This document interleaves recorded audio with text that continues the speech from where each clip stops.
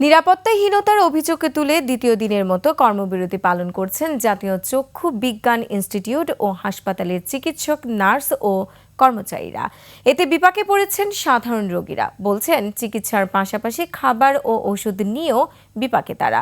অন্যদিকে জুলাইয়ের আহতরা বলছেন, চিকিৎসার সেবা না পেয়ে প্রশ্ন তুলতেই হাসপাতাল কর্তৃপক্ষের এমন মারমুখী আচরণ। বিস্তারিত জানাচ্ছেন নাহিদ সিরাজি নিম্মি। জীবন অবাক না করলে কে করবে? 28% মিল্ক ফ্যাটের অবাক করার সাথে ফ্রেশ মিল্ক পাউডার। জীবন অবাক করুক প্রতিদিন। জাতীয় চক্ষু বিজ্ঞান ইনস্টিটিউট ও হাসপাতালে টানা দ্বিতীয় দিনেও বন্ধ চিকিৎসা সেবা। নেই কোনো চিকিৎসক, নার্স কিংবা কর্মচারীরা।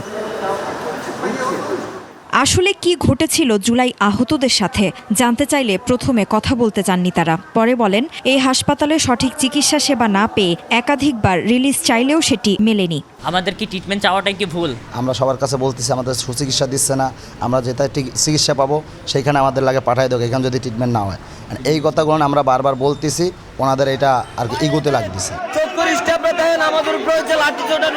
এরপর হাসপাতালের বিভিন্ন দুর্নীতি নিয়ে প্রশ্ন তুললে কর্তৃপক্ষ তাদের প্রতি মারমুখী হয়, এমন অভিযোগ জুলাইয়ে আহতদের।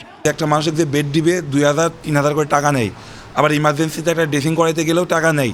এই জিনিসগুলো বন্ধ করে দেওয়া হয়েছে বলে সিরিয়াল অপারেশন করাবে, সিরিয়াল দিলেও সেখানে টাকা নিয়ে অপারেশনের সিরিয়াল দেয়। এগুলো বন্ধ করানোর কারণে আহতরা বন্ধ করাইছে বলে এজন্য আহতদের উপরে রাগ বেশি দেখাচ্ছে। এদিকে চিকিৎসা সেবা ব্যাহত হওয়ায় বিপাকে সাধারণ রোগীরা। কেউ এসেছেন অপারেশন করাতে, অপেক্ষায় আছেন চিকিৎসকদের কাজে ফিরে আসার। খাবার দাবার বায়নের কোনো নাই, এই কারণে অনেক লোক চলে গেছে। আর নামগত অবস্থা ওইভাবে না যে আমরা চলে যাবো। ওই লেস লাগি দেওয়ার কথা ছিল, মা হইল না দেয়া।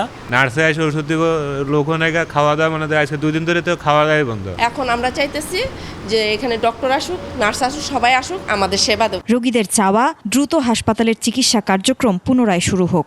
এমনি পরে আসছি, আমরা আশায় আছি যে হয়তো ডাক্তার আসবে। নাহিদ সিরাজি নিম্মি, 21 টেলিভিশন, ঢাকা।